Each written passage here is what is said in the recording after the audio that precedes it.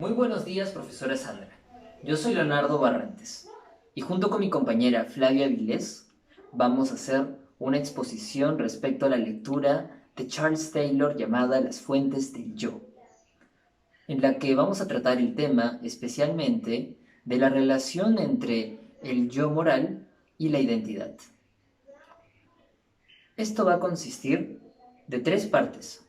En primer lugar, en cómo es esta relación. Segundo, en qué consecuencias tiene esta relación. Y, en tercer lugar, las contraposiciones entre Aristóteles y Kant. Vamos a proceder a continuación. ¿Cómo uno puede hablar de la vida buena? ¿Y cómo uno puede hablar de cómo actuar debidamente si no se hace la siguiente pregunta? ¿Quién soy yo? Charles Taylor ahonda en su libro, en los dos primeros capítulos especialmente, en la relación entre la identidad del yo y su intervención en el espacio moral. Cómo esta identidad va a relacionarse con el yo moral, en el espacio moral. Un aspecto en el que mi grupo quiere enfocarse especialmente es en cómo este yo arraigado con sus creencias, con sus sistemas, es consciente de esto denominado los marcos referenciales. Es muy importante previamente definir qué son los marcos preferenciales.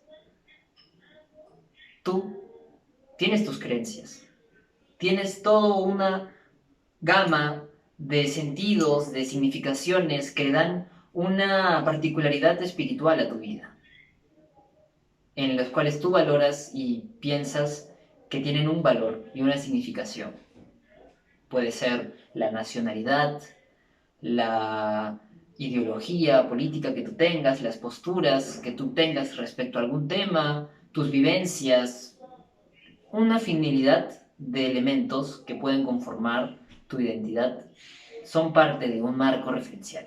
Y ahora, este marco referencial también está involucrado en el yo moral, porque tus reacciones morales van a estar definidas en este marco referencial, van a estar insertadas ahí para que puedan dialogar en el espacio moral, en el lugar donde tú puedas legislar, donde tú puedas ver y debatir y contrastar con otras significantes.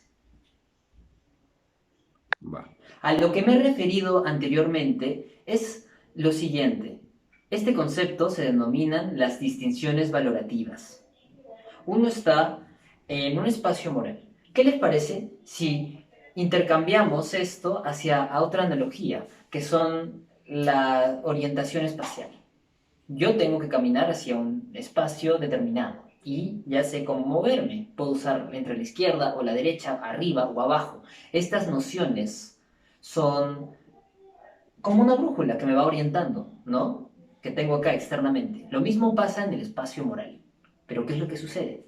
Que la brújula es interna y las orientaciones están debido a distintos temas o distintas significaciones que tú tienes, tus nociones del bien y del mal, de lo que es bueno, lo que es incorrecto, lo que es profano, lo que es neutral. Tienes todas estas nociones morales que están inculcadas en ti, en tu interior. Y gracias a eso tú vas a poder estar en el espacio moral y vas a poder debatir y vas a poder dialogar con otras significaciones. ¿Esto qué significa? Significa que uno va a entrar en diálogo con otras personas, con otros seres. Va a ser un diálogo con otros interlocutores. ¿No es así? Porque uno no puede ser un yo solitario. No puede estar desarraigado y estando aislado consigo mismo, con su propia identidad, con sus propios pensamientos, sino al contrario. Este yo, esta identidad, al estar en el espacio moral, queda dialogando. Y eso es lo que diferencia mucho a lo que había una teoría moderna, en la que siempre se decía que cada uno puede desear y pensar y tener las creencias que se le dé la gana, y por ende respetarlas. Y eso hacía que las personas vivan en un gran desarraigo y desolación. Es así que mediante el concepto de marco referencial y su diálogo con esta identidad, podemos ver cómo se relaciona en el espacio moral. ¿Qué consecuencia tiene esta relación para la ética? Pues bien, los estudios de Taylor sobre la identidad hacen que no podamos prescindir de la ética, pues al responder una pregunta tan recurrente en nuestra vida como ¿quién soy?, respondemos con creencias o cosas que valoramos por encima de otras categorías. De esta forma, es imposible saber quién soy sin llevar a cabo una reflexión ética que fundamente mi existencia y me otorgue un propósito. De igual manera, la perspectiva de Taylor sobre la ética constituye un aporte para las ciencias sociales y la relación entre individuos en la sociedad moderna, pues Taylor afirma que ser no es posible sin la interacción con otros o sin la interacción con el marco referencial propio de mi contexto. Afirma que es imposible deshacerse de los marcos referenciales, pues la ausencia de estos implicaría una fuerte crisis de identidad. Podemos oponernos a los marcos referenciales propios de nuestro contexto, podemos opinar distinto a los demás, pero esto solo afirmaría que necesitamos un marco referencial al cual oponernos. En relación a lo mencionado, me parece importante rescatar la siguiente cita. Yo defino quién soy al definir el sitio desde donde hablo, sea en el árbol genealógico, en el espacio social, en la geografía de los estatus y las funciones sociales, en mis relaciones íntimas con aquellos a quienes amo y también esencialmente en el espacio de la orientación moral y espiritual, dentro de la cual existen mis relaciones definidoras más importantes.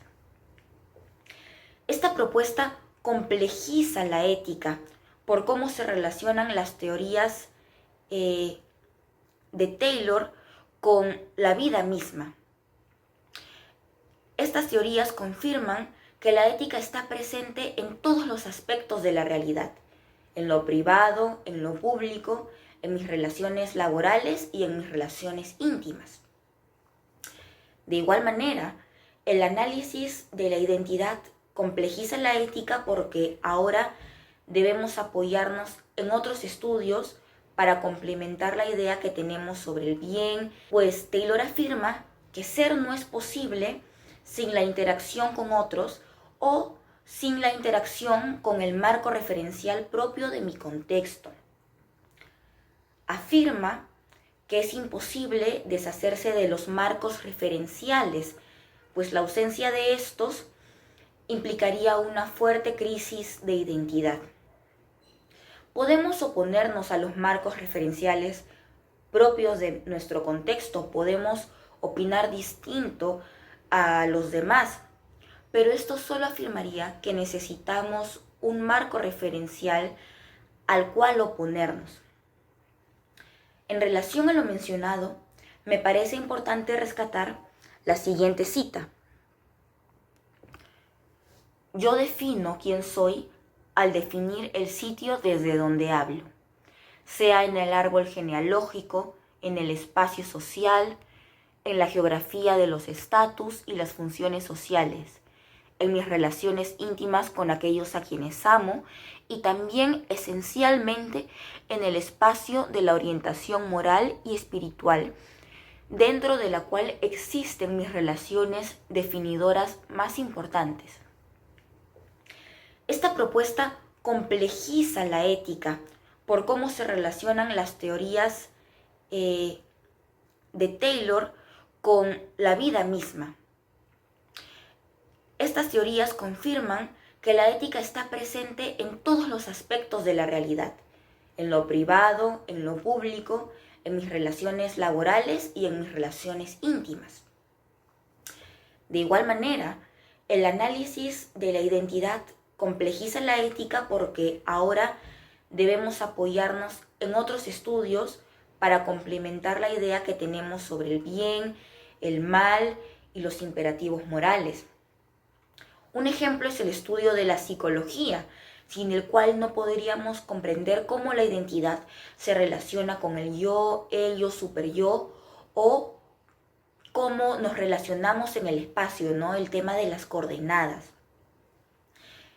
Para finalizar, es importante insistir en la idea de que la ética no se quede en la teoría, sino que también sea empleada en la práctica, en la realidad, como bien lo dice Taylor. Es importante que llevemos la ética a acciones concretas.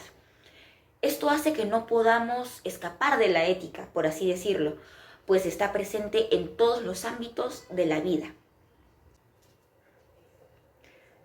¿Cómo se relacionan las ideas de Taylor con otros autores vistos en las clases como Kant y Aristóteles? Con respecto a Aristóteles, podemos rescatar la idea de que es importante que la ética no se quede en la teoría, sino que vaya a la práctica, ¿no? Aristóteles consideraba que es importante ejercitar constantemente la virtud, practicar la ética. Solo así podríamos decir que somos virtuosos. Esto guarda mucha relación con lo expuesto por Taylor, ya que nuestros valores y cómo es que nuestras creencias guían el comportamiento en el espacio público y privado definen quién somos, no la teoría.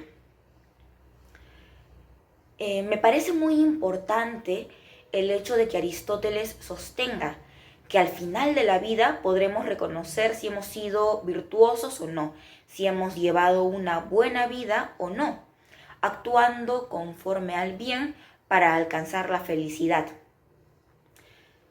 Taylor explica que no cabe más que orientarnos al bien y tratar de encontrar constantemente la dirección de nuestras vidas. Por eso se puede afirmar que la vida es una búsqueda. La vida se constituye como una narrativa. Cada quien construye su vida. Además, Aristóteles afirma que la felicidad, el bien más perfecto por ser bueno en sí mismo, solo se puede lograr a través de la razón, pues esta capacidad es la que constituye la dignidad humana. Taylor no indica cuál es el bien más perfecto, pues reconoce que esto depende de cada individuo. Asimismo, comprende que algunos imperativos morales nacen a partir del instinto, como la necesidad de proteger la vida de los demás y no asesinar a otra persona. Esto es algo muy instintivo, sin embargo, no niega la presencia de la razón, pues afirma que la ética requiere de ciertas reflexiones y que es esto lo que complementa al instinto.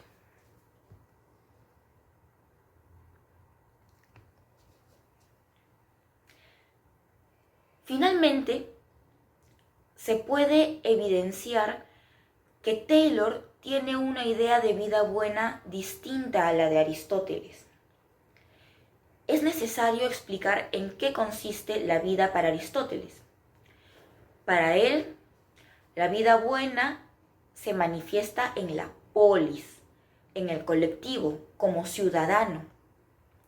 No obstante, en la Reforma Protestante, como bien rescata Taylor en sus estudios, la vida corriente, es decir, el bienestar personal, familiar, era el centro de la vida buena.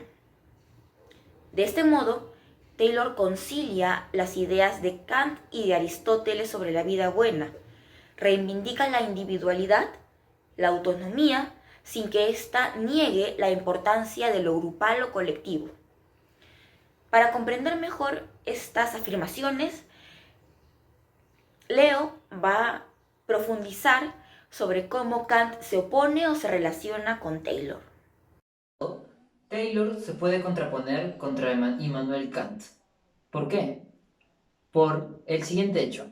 Por un lado, recordemos que Kant tiene una idea de que la moral solamente se puede relacionar mediante la razón práctica, mediante el imperativo categórico, mediante fuerzas que están en el raciocinio del ser humano y que al contrario no se puede dejar llevar por inclinaciones, ni por otras condiciones, ni por otros intereses, porque o si no se lleva una acción dejándose llevar por la heteronomía.